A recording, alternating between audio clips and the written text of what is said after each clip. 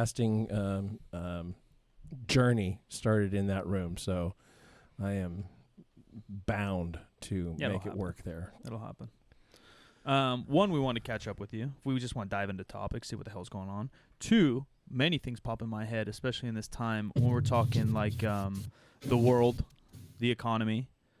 Yeah, sure. I think you're my age-ish. Yeah, I'm 29. Okay, a little younger, but you're in my generation. Talk about like switching jobs, choosing a life, having hobbies, trying to make money from it. I think when I first met you, you can always correct me if I'm wrong, you were kind of in the engineer path or the engineer world. Mix that in with some strength coaching, some powerlifting. You've been around in that game for a very long time, but took that more of a career hobby path. And then more recently switched to real estate-y things. And I believe in the residential sense. I might be wrong. Yeah, and so I think this time is so interesting for so many people. We've been talking to a lot of our friends here on the podcast about business and what fitness business might look like in the next couple years, how to run a business as we're opening a gym, and many of our friends, people you know as well, the Michael Corys and Joe Sullivans, and people that are kind of pushing through this COVID world, career-wise, mental-wise, our own personal issues. But I think it's something I admire in you too, because you're super smart. You've been good at a lot of your jobs, as far as I know. I'm no engineer, but I know you're a good coach, and it seems like real estate's going well. And you still had like the courage in your 20s to kind of jump around, where I think our generation was highly pressured. Go to school, pick a career, find that career, and just sit at your desk and drink coffee for the next 30 years. And a lot of my friends tried to do that, and they couldn't get jobs, right? And so you're out here bouncing around trying to find money. I guess we'll dive there, whatever thoughts come up to you. But how's real estate going right now? Maybe in this weird COVID stuff. How's your fitness stuff going? And how are you, my friend? Well, I'll start with the shortest answer. I'm doing pretty well. Good. Good.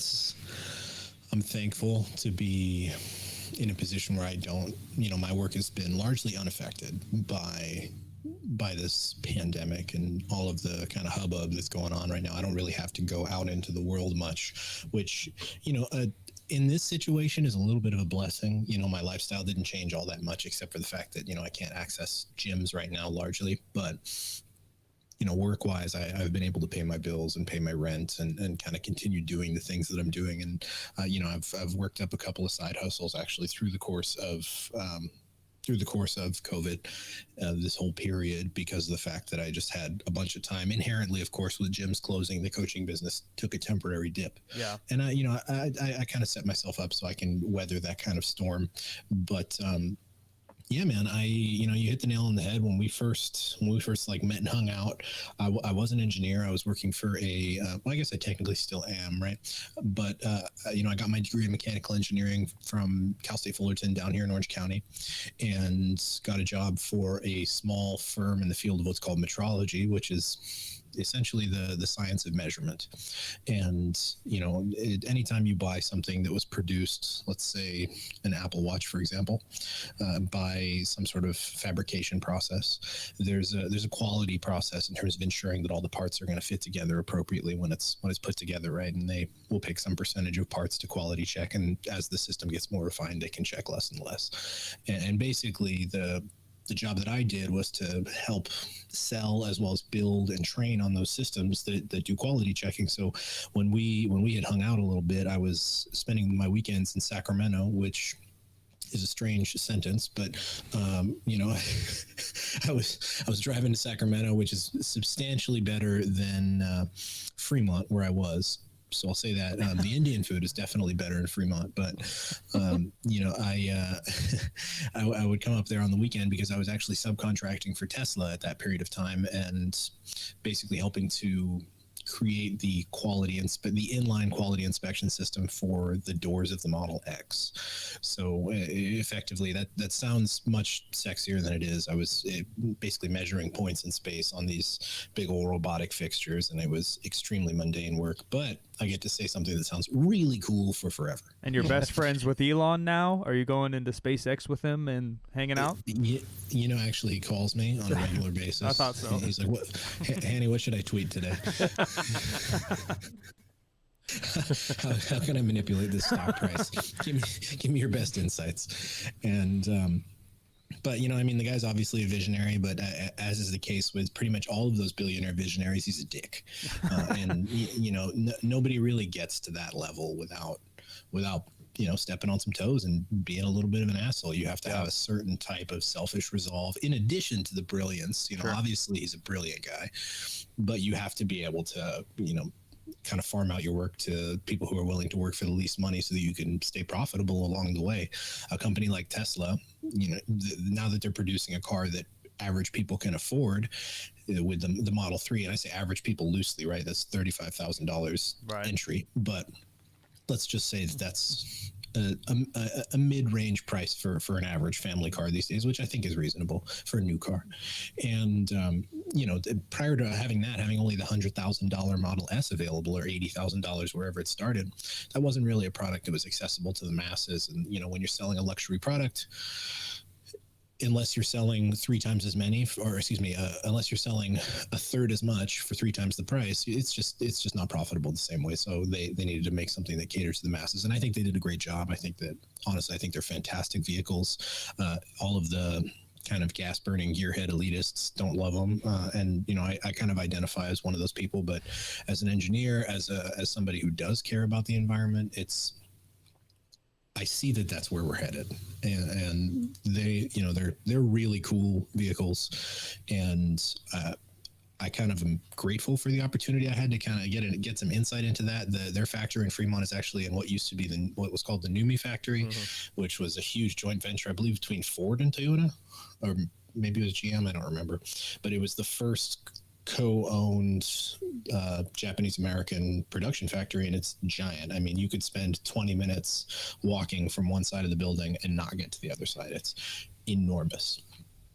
But anyway, so I was, you know, I worked there, and I was doing the strength coaching along the way, the powerlifting coaching, pretty much since I was in college. I started doing that about a year and a half before I graduated in 2014, and joined the Strength Athlete, and I've basically been with them since day one. And over time, I started to realize that, you know, I wasn't having a lot of love for what I was doing in the engineering world, and recognized that unless I wanted to start my own company fabricating something, or kind of try to invent something, right, which sounds awesome in theory, but that's in theory is really the operative part of that sentence. There's a ton of work and a ton of failures that go into that, and I didn't really want to blaze my own path on that front. So I ended up doing the math and figured out the amount of time I needed to do both my coaching and the engineering job to pay off my student loans. And the month, I remember sending in the payment for my final student loan payment, and I put in my notice of my engineering job the next day.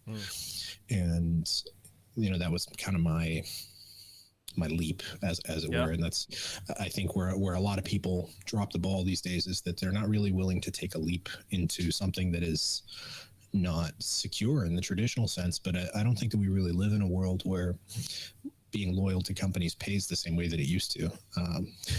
And maybe I'm talking to two people who are great examples of that, but it's you know, our parents' generation. Actually, I for a period of time worked in the engineering department at UPS as well, and there were people who had been there for decades, because it's a great company to work for, or was anyway. It still is if you're a union member, but when you're on the engineering side, you're typically in management, so you're non-union, so you lose out on a lot of those benefits. And if you haven't worked for a union company and in the management level, I do not recommend it. They pay you pretty well, but the hoops you have to jump through are unbelievable, and the things you can get criticized and in trouble for are extensive. But you know, I talked to some of the people who had been there for 20, 30 years, even in the management roles, and they had accumulated all these stock options and built up all of this wealth, and the company had really rewarded them and accelerated them through the ranks. But those upper echelon positions are very saturated, and a lot of times they're hiring externally for those.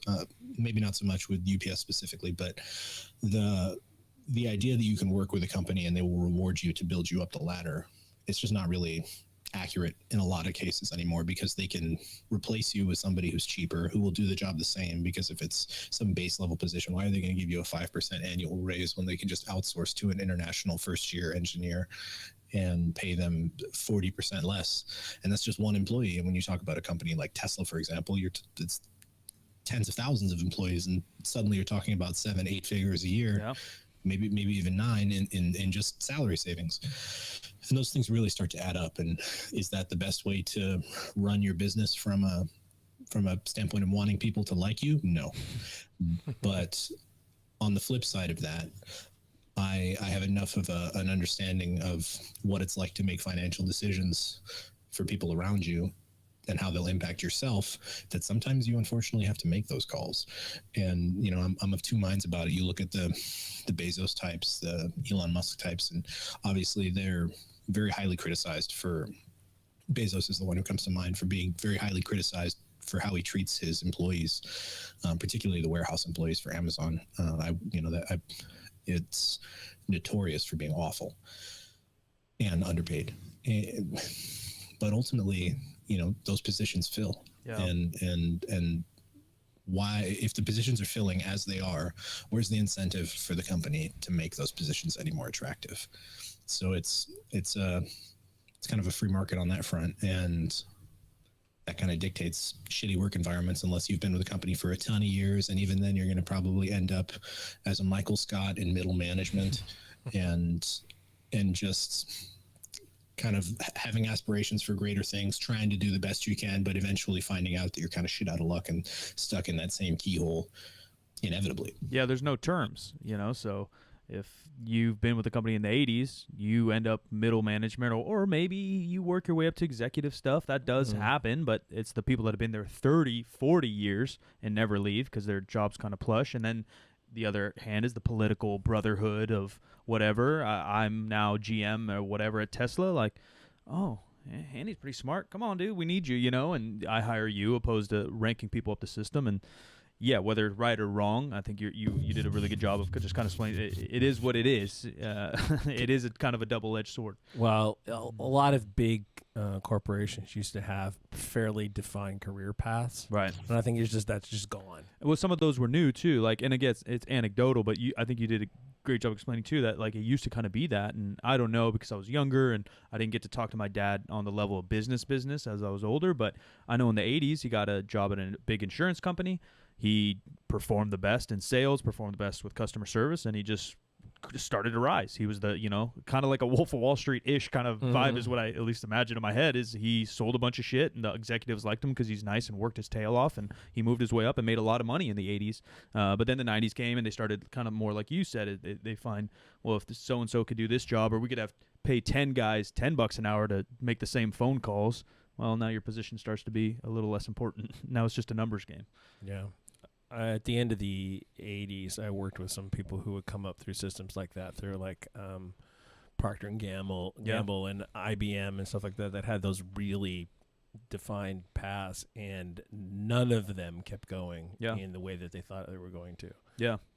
Like my boss back then ended up leaving the business world altogether and going to education. Just became a teacher at a university, and another one went to a crazy engineering firm that was making something literally like a magical device that would cause power plants to make more power than they were supposed to be able to. Like, you know, like a supercharger. Yeah, exactly. Stuff like that, instead of actually sticking in with IBM or Procter & Gamble or whatever, you know. And I think that's the decisions, right? You go and do your own thing. Either way, you're going to have to grind this thing out. Right. You're going to grind it out for yourself and what you want to do, which I think is, we're going to Hani's story next, is the next step. You grind it out for somebody else and pray you work your way up. Or you just say, like, all right, I can live off of this amount of money in this lifestyle. I'm going to grind it out, and maybe I grow and maybe I don't, but I'll just sit this till I'm 60, then retire and golf. Yeah. Yeah, and you know, you hit the nail on the head with kind of the distinction there between grinding it out for yourself versus grinding it out for somebody else. Ultimately, if you are an employee of somebody else, it has to make financial sense for them to pay you in order for you to remain on that payroll. You have to be producing more than you're costing. Yeah. More than you cost. Is costing a word? I don't know. It is now. You have to produce more than you cost, and which is completely logical, right? And what that margin is, you know, let's say more structurally defined depending on how much money that company is worth and whether or not they're publicly traded. And, that's a whole different discussion, the concept of publicly traded companies and how that influences things and shareholders. And obviously that becomes an entirely different discussion that could go into politics, which I am not educated on. And so I try not to speak too much. I pay my taxes and, I say my sacrament to, whoever's in charge at that point in time, and that's all I can really do, But the idea is that somebody else owns your success if you work for another company, and you're essentially hoping that out of their generosity they will say, I think I can give you more money for this same thing, and it's unfortunate, but it kind of is what it is, and so. I recognize that, and I was having a conversation with somebody who I'm no longer friends with, but the guy that got me into real estate, and he, just the way he broke it down to me, and I knew this guy, and he was, let's just say he didn't take a lot of initiative to be active pursuing things in his life. That's kind of a long-winded way of saying he was kind of a lazy dude. Sure. And he was crushing it in real estate, and he was 26. And I just saw him, and I just thought to myself, if him, why not me? Why can he do it? Or why could he do it if I couldn't? Same way that I would look at anybody at the highest levels, right? In the same office that I'm in currently in my real estate brokerage, there's the number 2 West Coast, or maybe number 2 Coldwell Banker in California agent, and he has this team of 25 or 30 agents that work under him. Guy sells $500 million of real estate a year at an average commission of about 2.5%. You can do the math on that. And so it's a lot. Dude makes a ton of money. And some people look at that and think, I don't want to work that hard. But for me, it's well, if he can do it, why couldn't I? Yeah.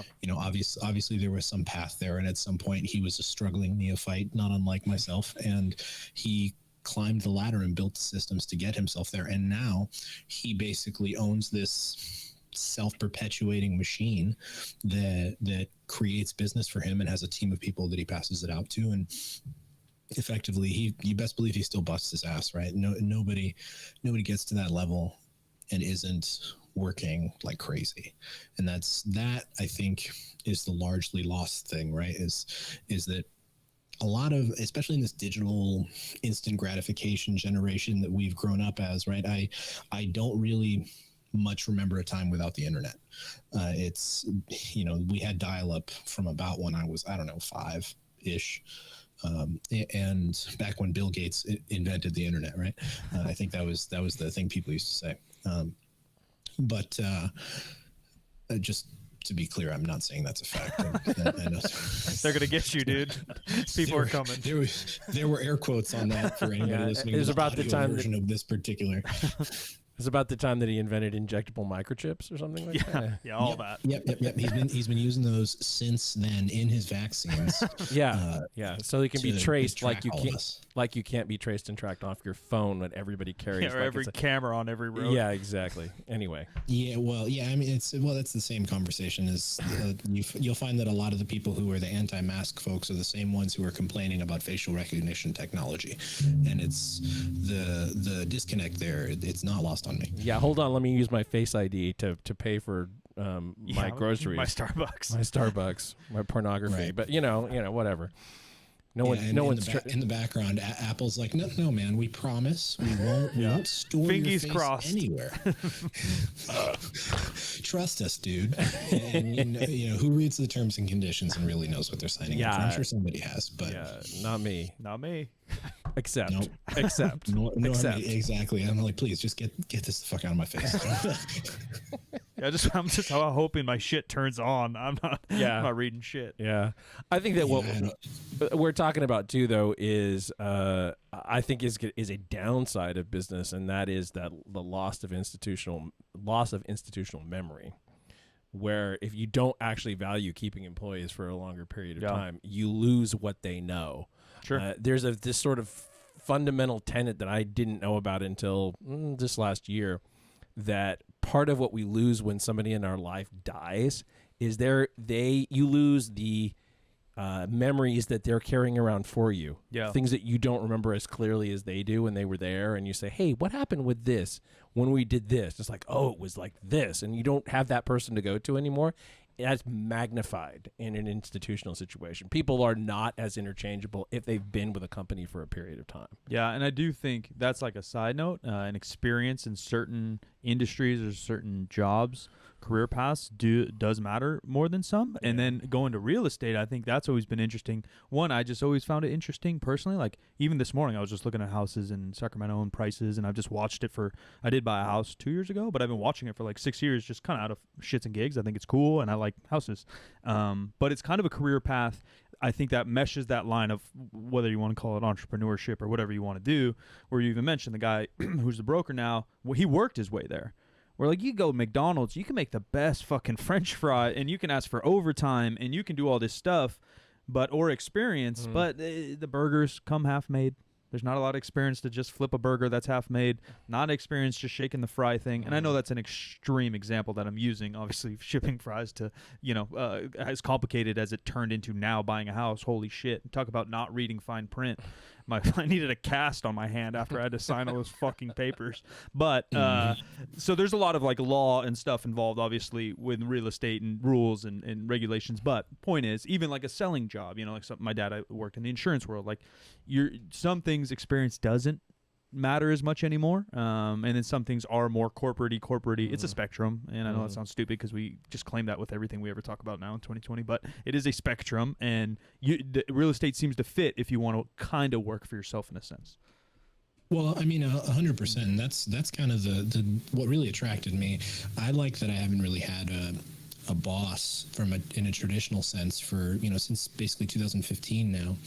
I decided to step out of the more corporate world, and I went through a period where I was a bum for a period of time. I was staying up till 2-3 in the morning, getting up at 1 in the afternoon, basically would work for whatever period of time it took on that day. And I would train, and then I would do nothing. I watched a lot of Netflix for a period of time there. And it was one of those things where at first it's awesome, right? You don't have anybody to report to. You don't have to do anything. You're getting paid. You're doing your job. And that was the thing, though. I was always doing a good job at what I was doing to pay my bills. And I never shortchanged the effort on that front.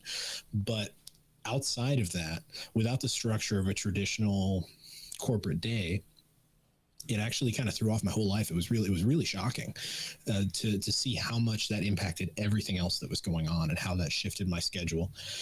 And it took a fair degree of discipline and kind of forcing myself to maintain a little bit more of a rigid schedule for me to lead what feels like a normal life. And now with real estate, the cool thing is that you have no boss and you have nobody to report to and nobody's tapping you on the shoulder. However, that is also a huge negative, because if you want to just pay your monthly brokerage fees and not do anything, nobody's ever going to say boo. Nobody gives a single damn. And so that's, a lot of people. For example, Mike, you bought your house 2 years ago in Sacramento. Do you mind if I ask approximately how much it cost? Like the 600 range. Okay. So, if you had wanted to get your real estate license, which is an extremely low barrier for entry, passing that test is very easy. And I mean, you have to study for an extended period of time, but the test itself, not that hard. And so to become a licensed real estate professional is not hard. And to join a brokerage, pretty much any brokerage will take you, right? They're charging a monthly fee for all of the little tools they provide you with, for your error and omissions insurance, and for access to their legal team if you need it. They'll collect your money. They don't care. But let's just say you wanted to buy your house and you wanted to turn around and you think, all right, why should somebody else get paid that $15,000 commission on that house? I should get that, and I should push that towards my down payment or put it towards home improvements or closing costs or whatever that might be. So you decide to get your license, and then you think, hey, I could totally do this real estate gig. But you're also working another job because you still have bills to pay. And, as somebody who doesn't have a dual income household, those bills have to get paid. You can't just stop working. So you think, all right, I'll do this as a side hustle, and it eventually just fizzles. There's a tremendous percentage of people who get into real estate who burn out in the first 3 years. 3 years is kind of the window. That seems to be the window for a lot of businesses. If they can make it past the 3-year mark, they can sustain. where most people burn out by that third year. It's like 90%. I mean, just in Orange County currently, I think there's something like 40,000 licensed agents. So, Wow. you throw a rock in any direction, you're going to hit an agent in the forehead. And but like anything else, it's kind of an 80-20 rule. 80% of the business is done by probably 20% or less of the agents. Yeah, I was going to ask, do you have the stat on how many houses are sold in a year in Orange County? Just a rough guess. I could find out. I don't even know what that number is. Because you divide that by 40,000. I just would guess it's less than 40,000. It is probable, but it would blow your mind that some of these people are doing 100, 150 of those deals a year with their teams. Yeah. And they're, are they necessarily better per se? No. They just built the systems to be successful and to sustain themselves. And, in terms of building personal wealth, there are probably, for somebody starting with very little experience who has a decent personality, there's maybe no simpler path than doing some kind of sales, that has uncapped commission and sells a product that people want, right? And homes are obviously the cliche American dream, white picket fence. You come to Orange County and it's more like 1,000 square foot, 1 bedroom, 1 bathroom, $500,000 sort of white picket fence dream. But, owning your own property is the idea. Yeah. And so you're kind of selling that dream, and it's a matter of getting people to want to use you instead of the 39,999 other agents, most of whom are just not very good at their job. So it's challenging. It's the barrier to entry is extremely low. I think too low, to be honest with you. And it's very easy to not do anything and for it to just cost you money. So, I have been fortunate to, because of my background in the service industry, I was bartending all the way up until about 2 years ago, and I waited tables for 7 or 8 years before that. And I worked in In-N-Out Burger. You mentioned fries. I worked in In-N-Out Burger before that. And, I don't have a problem working in basically the service or sales industry. So I'm kind of preset with the skill set for that, but not everybody is. It's without getting too deep into the specifics of my daily ongoings. Some people are just unpleasant. It's like anything else, right? Some people you just don't want to deal with. And you guys are familiar. It's just sometimes you just butt your heads with those people. So I've been very fortunate to be surrounded by people who are pretty empowering and support me and are there for me when I need to seek out questions. And I think that's kind of a big thing that is lost these days as well, is the idea of having a mentor to do something. There's nothing lost by finding somebody who's done what you want to do and seeking the guidance of that person to help you figure out that path. And you may not end up taking the path that they suggest for you. And most of the time they won't care, right? Because they are much too focused on their own success to give a damn about whether you do or do not follow the path. But a lot of times those people are willing to help. And so it's inspiring. It's equal parts immensely frustrating and inspiring, but real estate's an interesting field where you can leverage your time better. I love coaching, and I don't plan to stop. It's something that I really enjoy, but I want for it to go back to something that I do because I enjoy, not something that I do because I need to pay my bills. Yeah. And I think that each individual athlete that I work with is going to get a bigger piece of me if I don't have any kind of monetary thought in the back of my mind. Of course, it's an exchange of goods for services, but I think I can just do better for them. Yeah. If I do that. And that allows me to just have a smaller group of athletes that I work with. And, I do plan to maintain my position within USA Powerlifting. I'm one of the head coaches for one of their world championship teams, which has been just an absolute pleasure. So that, fortunately that doesn't require a tremendous amount of time outside of maybe 3 or 4 weeks a year, but it's all of those things that I love doing that I want to continue working with athletes in meets, working with kind of a select group of people who are really passionate. I especially love coaching women. I think that too many, especially in the coaching business, egos are just massive, right? And in the world we live in, the way men treat women is garbage. And so when you take these massive egos and you combine it with the power dynamic of a coach and an athlete, and then you also add to that most coaches are men, a lot of women who seek out coaching don't get treated very well. And I find that when you just give them some basic fundamental human respect. You get so much just joy and loyalty out of athletes and willingness to do the work. And frankly, they work harder than men do a lot of the time. So yeah, a lot more coachable. I would agree with that on my past coaching experience. 100%. I mean, all you have to do is just be nice, and you can go so far. Yeah. And I have been very fortunate to work with a lot of really awesome, really strong, just really dedicated and driven women over the years. And shout out to any of them listening to this. I love you guys.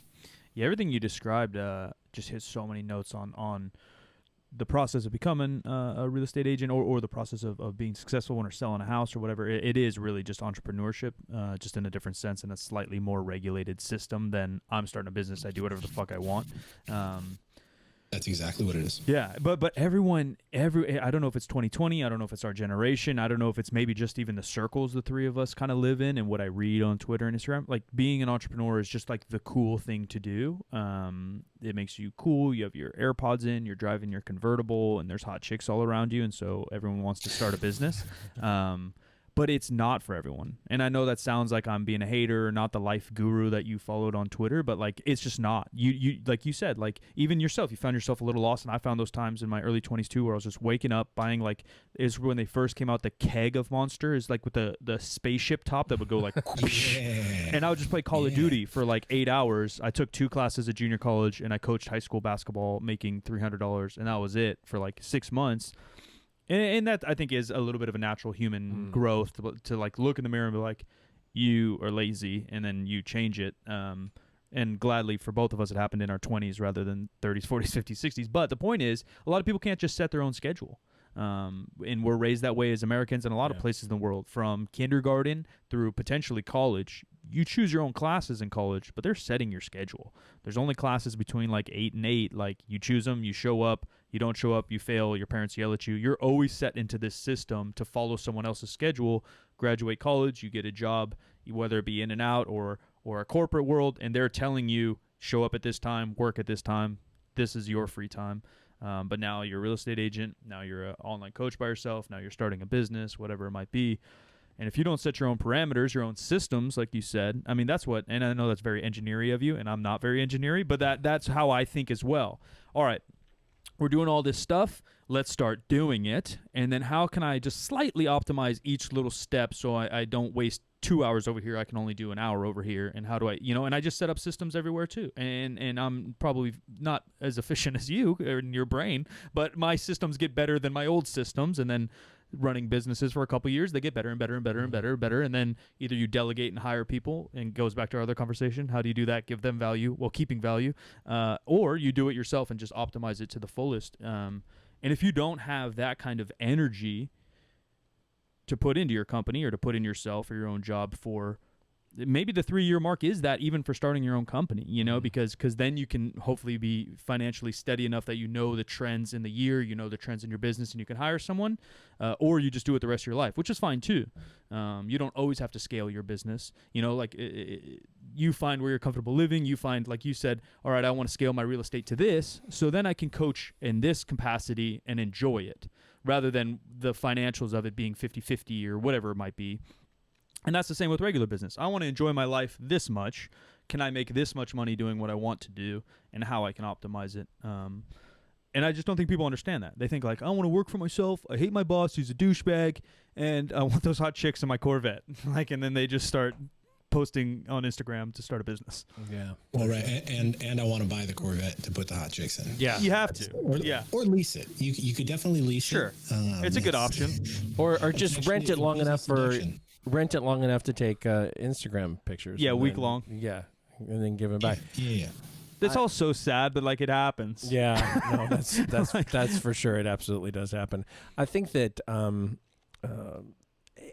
it just actually plays off a question that we got a couple weeks ago. Like, how do you know you're cut out to be an entrepreneur? I think part of it is if you have the vision to see the big picture of what a company actually does, and what its role in the industry is, how it interacts with the customer, whatever, and you're one of those people that is kind of going the extra mile all the time, you probably should be an entrepreneur and not work for somebody else. Yeah. Because you're going to give more than you're technically going to get paid. Yeah.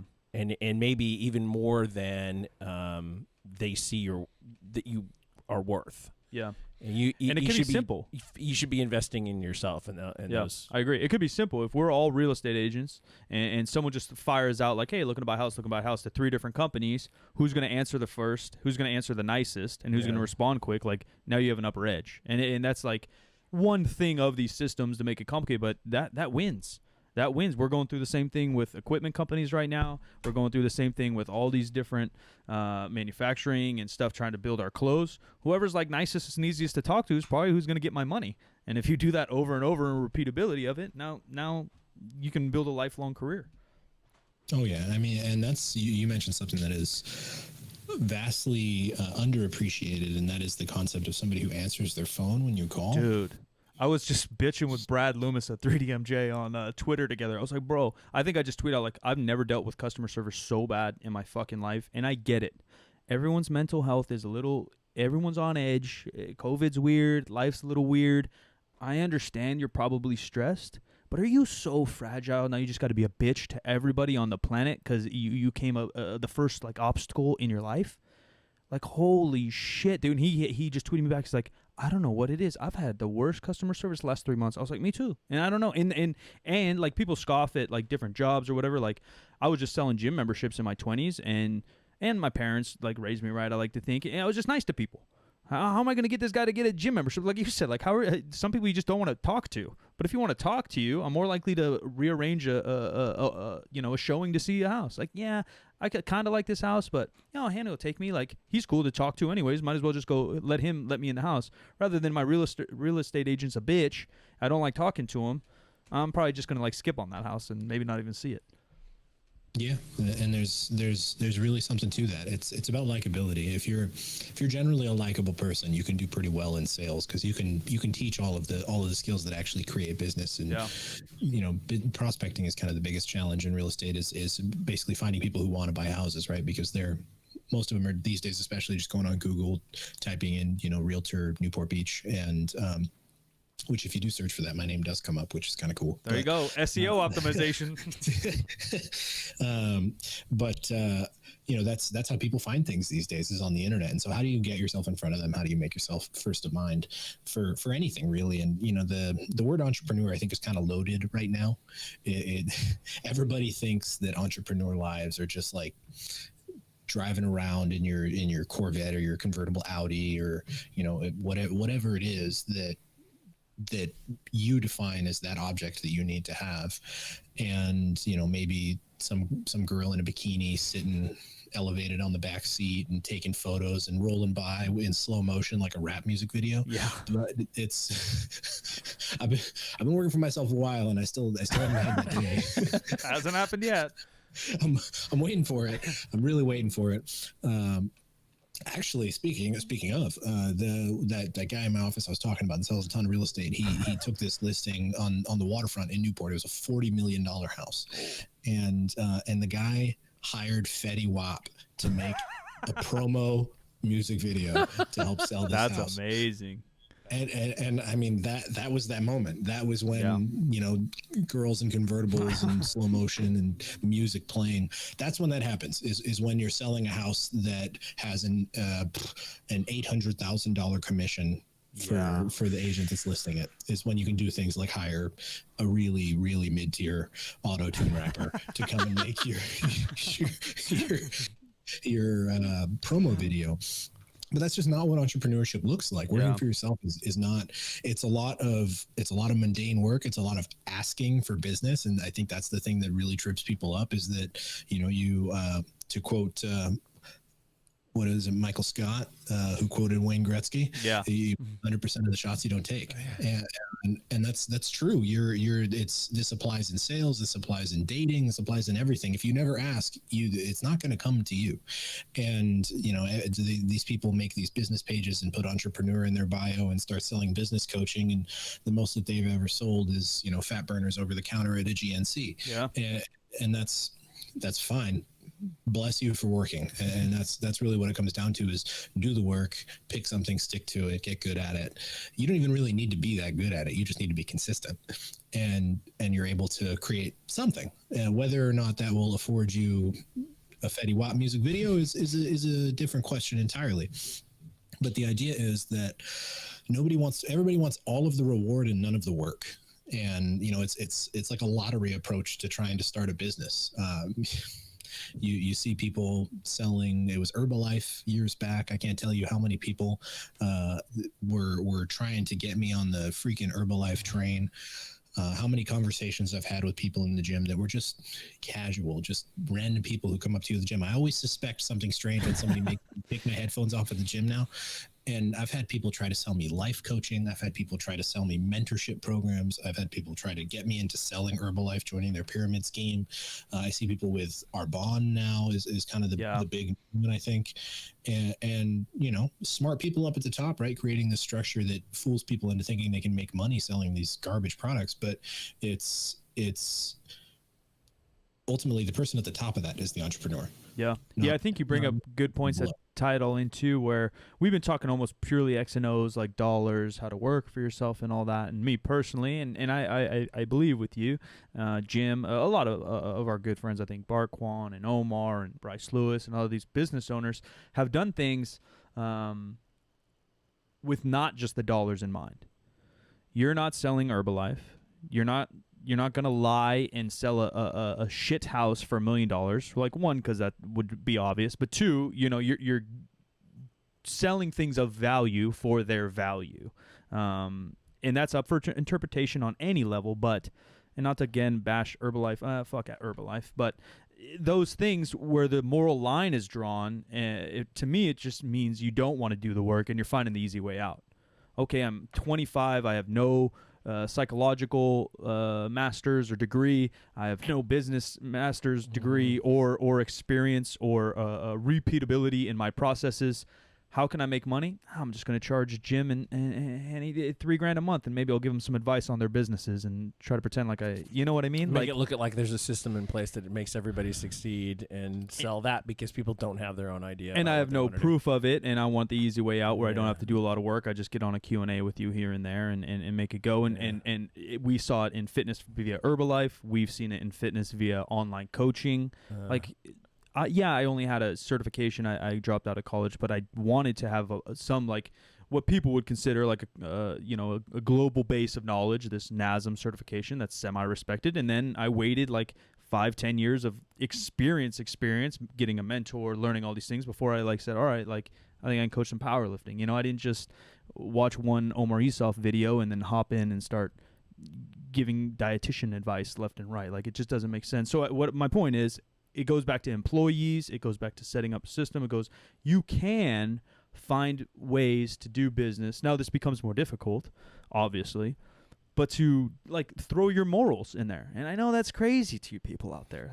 You know, I understand we have bills to pay. I have bills to pay too, but I've just never been a part or wanted to be a part of something where it started to stretch my morals or stretching what I believe in, or whether it be a product, a person, a system that I don't think is fairly priced for the value, that I don't think helps the purchaser just as much as it helps me.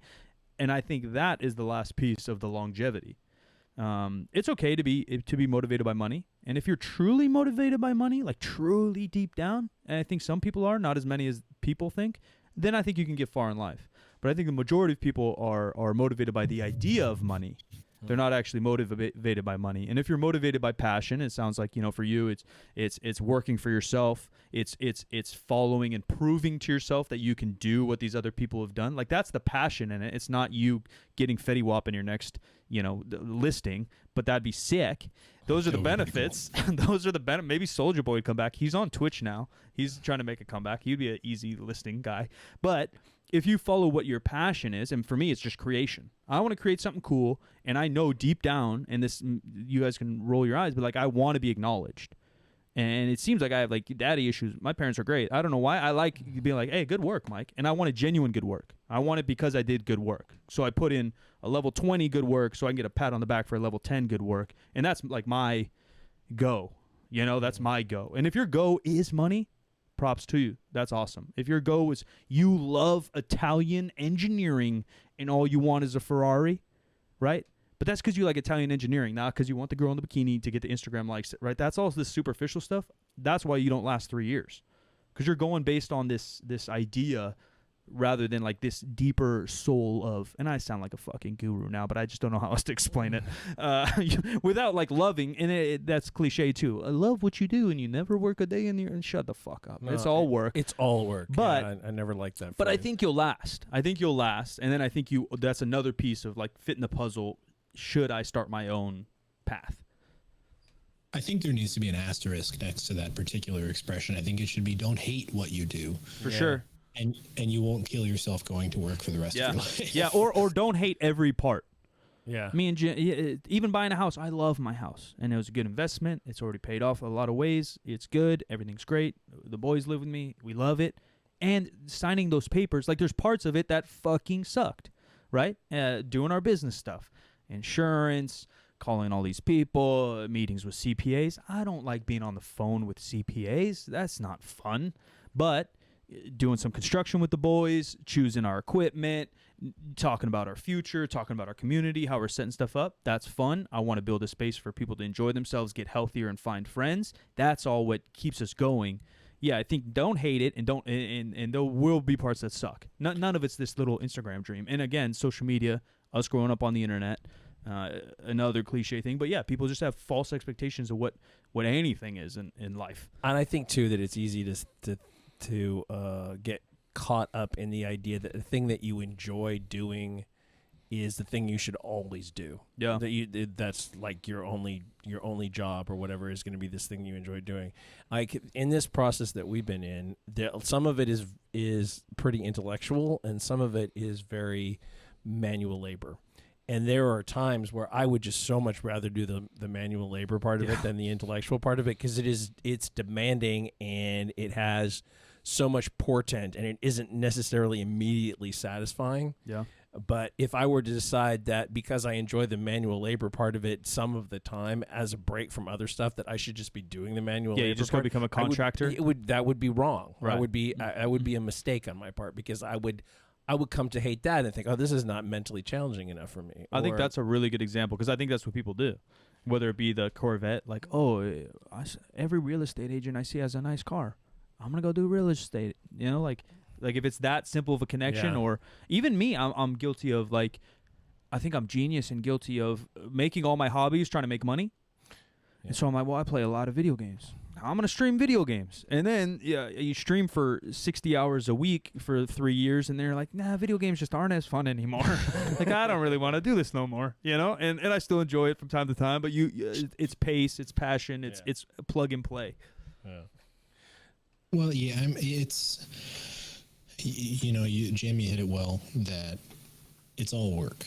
And if it's not work now, it becomes work later, because sooner or later you're going to realize that you're effectively selling your life to pay your bills. And it doesn't matter what the means are by which you do it. You are exchanging time for money. And is that how you want to be exchanging your time for money? Sometimes you just got to do it, right? At the beginning of quarantine, when everything was slowing down, coaching business took a hit, real estate was basically on a standstill. I was delivering groceries for Instacart, and which, by the way, if for anybody listening that needs a job right now, you can make a ton of money doing that. I was making $300-400 a day delivering groceries for Instacart. Mind you, I was working 12-hour days, but if you're willing to go and do it, there's great money to be made there.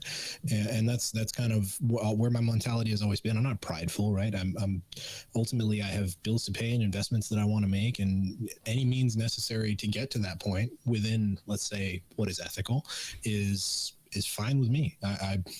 I often think about going back into bartending. Do I necessarily want to work in the service industry all the time? No, because for anybody who's worked in the service industry, you have the lows are super low, the highs are super high. It's like being on a roller coaster of money and emotion. But it's good work. It gets you in front of people. It's just I don't know. It doesn't matter to me ultimately, as long as I'm able to pay my bills and I'm not harming anybody else with the work that I'm doing. I pretty much do whatever. And so I always kind of scoff at the idea of I can't find a job. And, you know, obviously these times are unique and a lot of people actually can't find jobs right now. So don't get me wrong. But rewind 3-4 years, we're obviously in a completely different economy. A lot of people, not a lot of people, but I would have conversations with people who said, I just can't find a job. Yeah. And I would always scratch my head at that. You know, I've never not had a job since I was 15. I've literally never had a day where I didn't have an employer of some kind, and whether it's myself or somebody else. So that's just kind of been my mentality, is that I understand that in order to kind of get to step 7, you have to do steps 1 through 6. And unfortunately, steps 1 through 6 they all involve a ton of work. Yeah. And you guys are doing that right now with the gym, GYM, not JIM. Yeah, my phone is so confused lately. Everybody is. I get all that all the time. In terms of like where the rubber meets the road around real estate right now, how are you showing houses? Are you physically showing them to people, or are you walking around with FaceTime, or what are you doing? So there's a few different ways to do it. In terms of showings right now, obviously everybody's very scared with COVID-19, and it really depends on the owner of the house who's selling it. Some people don't want to show their house at all, which is obviously a little bit of a challenge if you're trying to sell that house from the side of being the person representing the seller or the person representing the buyer. Obviously, a buyer is not going to buy a house sight unseen unless it's a crazy deal, and even then people are very skeptical, especially first-time home buyers. They have this innate need to walk into a place and have it feel like home, and which by all means go for it. Typically doesn't work out that way, but it's basically, there's this document that people have to sign right now, what's called the PEAD form, Coronavirus Entry Advisory. And it basically says, wear a mask, wash your hands, wear gloves if you don't mind wearing gloves. Gives this list of standards that people follow. And everybody has to sign it acknowledging that you understand the risks and the advisories. And as long as there's nobody in the house, people are letting you do in-person viewings right now. I've been doing some showings in Newport Beach, typically in homes that are unoccupied. As a general rule, you really don't want to show a home with the owner in it anyway, but it's basically, as long as the other agent's there, everybody has masks on, you can show homes right now. Is that necessarily the best thing to be doing in the middle of a pandemic? Well, maybe not, but it's also an inherently socially distant activity. You don't have to come within 10 feet of anybody in order to show them a home. All you have to do is unlock the door and let them walk in and stand within earshot so that you can answer questions as they come up. So I would imagine there's probably still a lot of people who aren't following the standards the way they should be. Again, it's a very, very loosely, it's a tightly regulated industry, but also very loosely monitored. It's one of those things where you're going to get in a lot of trouble if you get caught, but there's not really anybody out looking for you. If you're doing things that are considered unethical or illegal, which, you know, I have not done any of. That's not why I know that. I just recognize the situation that I'm in. So yeah, I mean, people are showing houses. I sold a house in April, and we were doing showings all throughout March. And I was attending inspections and doing all of that stuff. And so it's certainly still moving, and it's an interesting market right now, because obviously in times of economic uncertainty, as well as surrounding elections, people tend to want to hold on to their money. And so it's this weird kind of clashing of things right now where there's not a lot of houses for sale because people think we're in a falling market. A lot of signs say we should be, but in terms of the numbers, how home sales prices are not actually declining right now. But that's kind of due to economic forces related to supply and demand. So not a lot of supply on the market right now. There's not a ton of homes for sale as compared to this time last year. I think it's something like 50% of the available homes that you could go to purchase right now as compared to this time last year. And but people still want to buy homes, right? And especially when you talk about these luxury markets, people who can afford a $2 million house, not really very impacted by this current issue, because they're sitting on, let's just say a conventional loan down payment for a home like that. You're talking about $400,000. So that's anybody who's got $400,000 sitting around in a bank account, probably not so impacted by this issue. And interest rates are just asinine right now. Banks are just giving away money. Mm-hmm. And so it's it's this interesting combination of the haves still can, they still want, the inventory's low, so prices stay high, right? They're not really so much escalating at this point, but they're not really dropping either. And that we may see that coming into the spring of next year, following this election, whatever happens, that things will change. My suspicion is coming into next year, as the pandemic calms down, that we're going to see probably the market go in whichever direction it is trending toward, whether it be rising or falling. We're going to see that all kind of come to fruition pretty aggressively in the first quarter of next year. Don't quote me on that. I'm not an economist, but it's, you know, and anybody who tells you anything for certain, right, is usually a good rule of thumb is that there are no good rules of thumb about where economics are headed. So it's been interesting, but people are still looking at homes and people are still trying to buy. Financing is still out there. And you find that in these periods of time where things get a little tighter and there's less people buying, the regulations tend to relax about how they give out loans and things like that, which is kind of fucked up. Yeah, really. kind of backwards. But you know, ultimately the big swinging dicks of the Bank of America and Wells Fargo and JP Morgan Chase have a lot of sway in the way the decisions are made and policy choices, you know, which again is a different political conversation, Citizens United and all that. But they're able to influence the market forces in such a way where they can offset slowing of certain sectors of business by speeding up other sectors of business, whether ethically or otherwise. So it's interesting. The market is moving. People who are working are still working. Agents who aren't working are unemployed. And, you know, you're effectively unemployed as an agent at all times anyway, unless you're actively working with a buyer or seller. So it's certainly not the most comfortable thing to do if you can't stomach that, and if you're not good at saving. That's another lost art these days, right? It's most of the people my age that I talk to have a zero balance in any kind of investment account and a negative balance on their overall balance sheet because of student loans or whatever other kinds of debt they may have incurred along the way because they wanted to attend a fancy private institution out of state.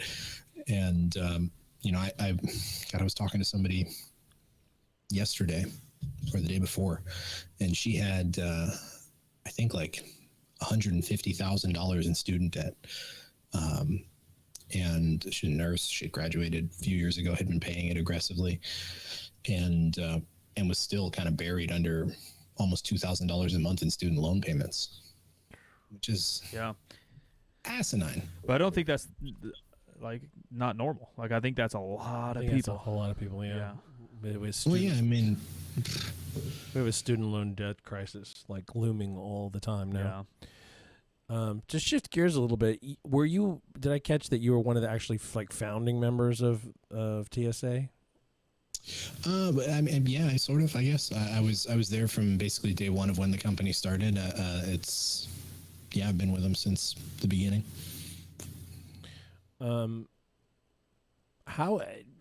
What do you think the trajectory of coaching companies is like right now? And then like things are picking back up because people are back in gyms. But do you see that we're going to snap back to the previous model, or is there something new element to the kind of coaching you do going forward? You ask an interesting question. So it's, you know, as with pretty much any industry with a service provider, over time, the effort at really high levels is to pay people less to provide that service, especially if it's repeatable. So everybody is trying to automate coaching right now, using fancy catchphrases like artificial intelligence for things that aren't artificial intelligence. And kind of trying to sell these things that aren't what they're claiming they are. And the fact of the matter is that there is a certain degree of human input that, based on my current understanding, is hard to replace. But a lot of the decision-making that goes into writing effective training protocols can be recreated algorithmically. You can create a piece of software that can make a lot of those surface level decisions, a lot of the deeper stuff, a lot of the pattern observation, a lot of, you know, recognizing things about athletes that you've been working with for an extended period of time. You can't really replace that in a computer. But in terms of actually creating programs for the masses, it can certainly be largely automated. And, that's the path that I think anybody who is a forward-thinking coach or coaching brand owner is pushing toward. If they aren't making current efforts about it, they are stressing about the fact that other companies are. And so honestly, that's where I see it as heading. I don't think coaching will ever really kind of go out of business per se. I just think that the big chunk of it is going to shift toward more of a service that is kind of soft touch from the coach's standpoint, where the programming is created and you basically have access to somebody to ask questions, and the programming is mostly handled by a computer outside of problems. That's my expectation.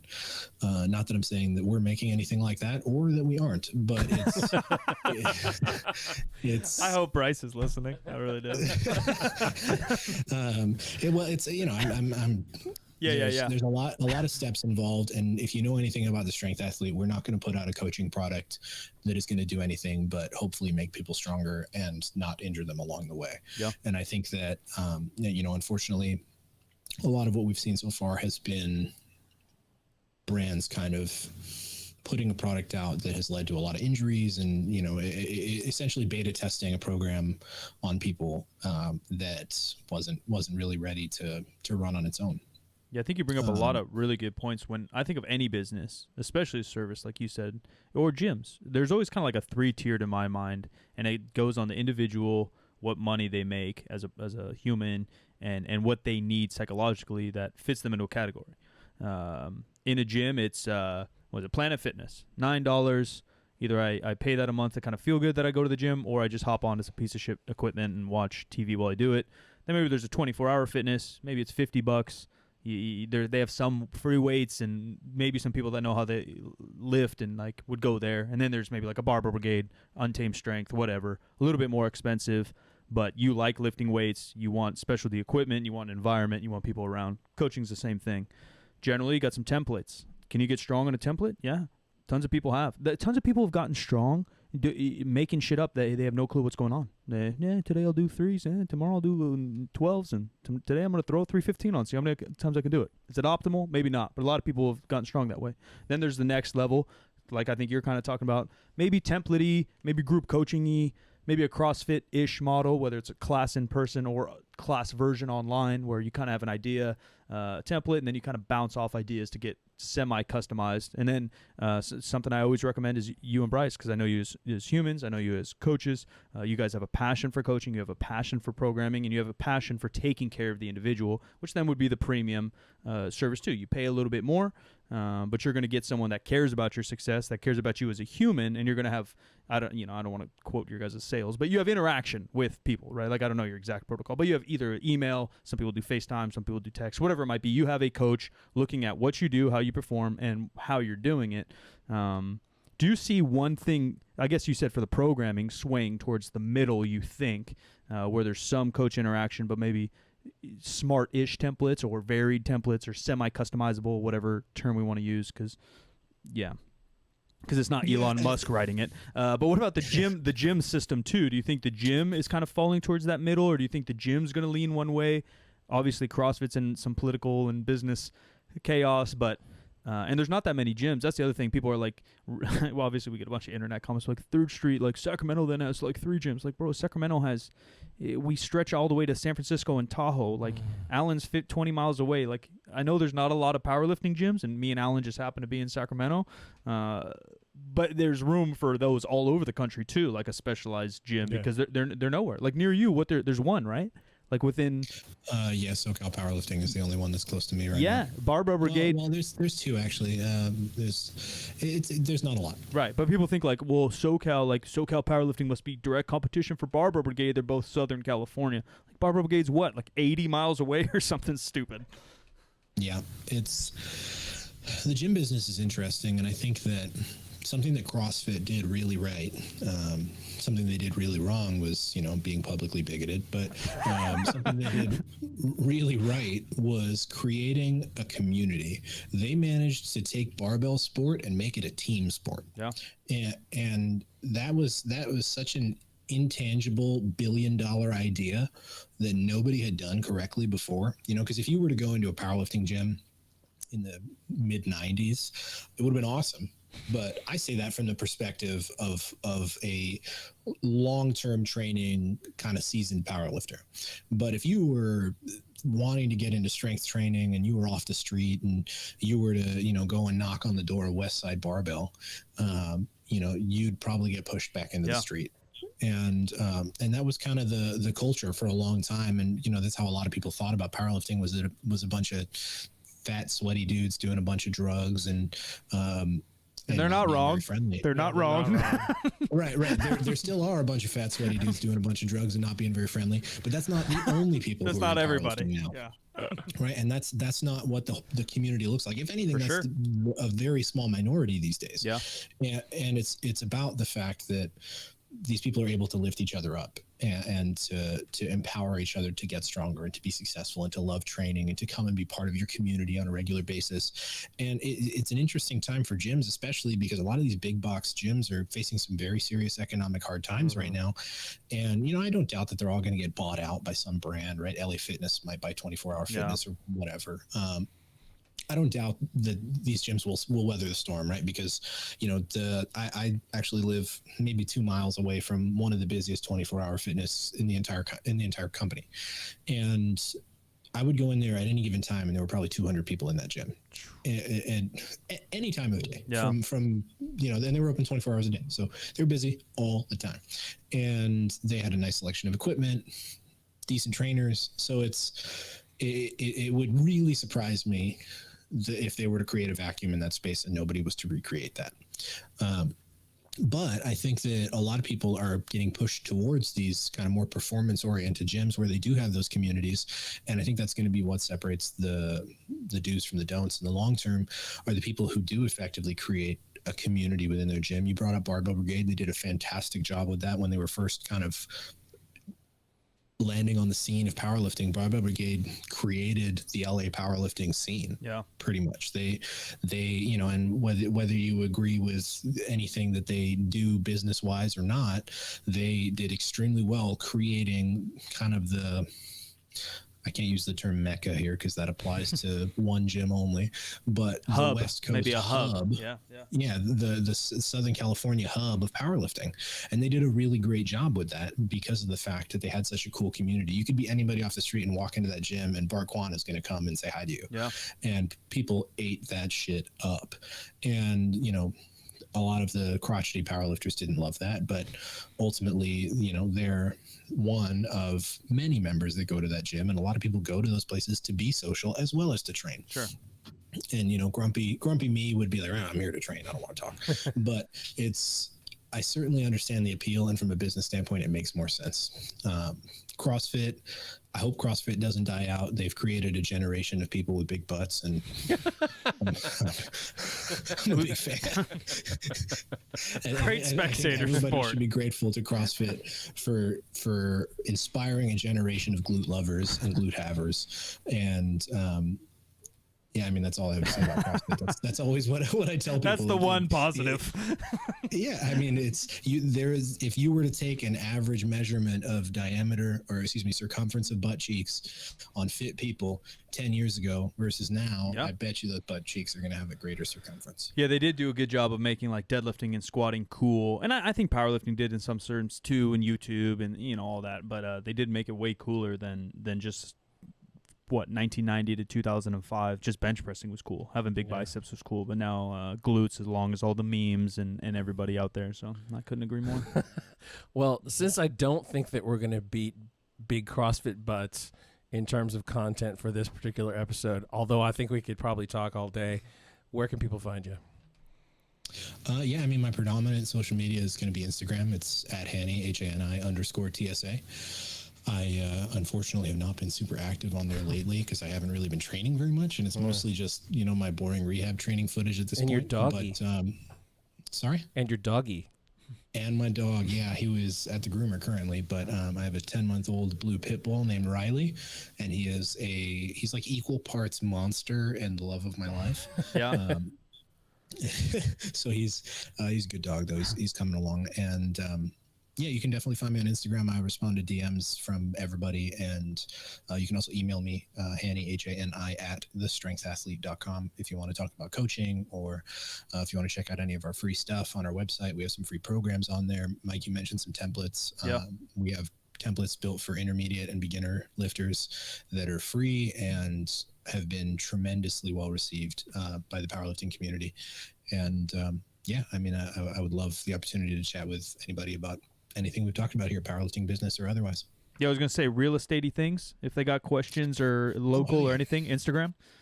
Yeah, absolutely. Instagram's great for that. Yeah, you know, of course, if anybody wants to reach out to me and ask about real estate, more than happy to help on that front. And yeah, it'd be my pleasure.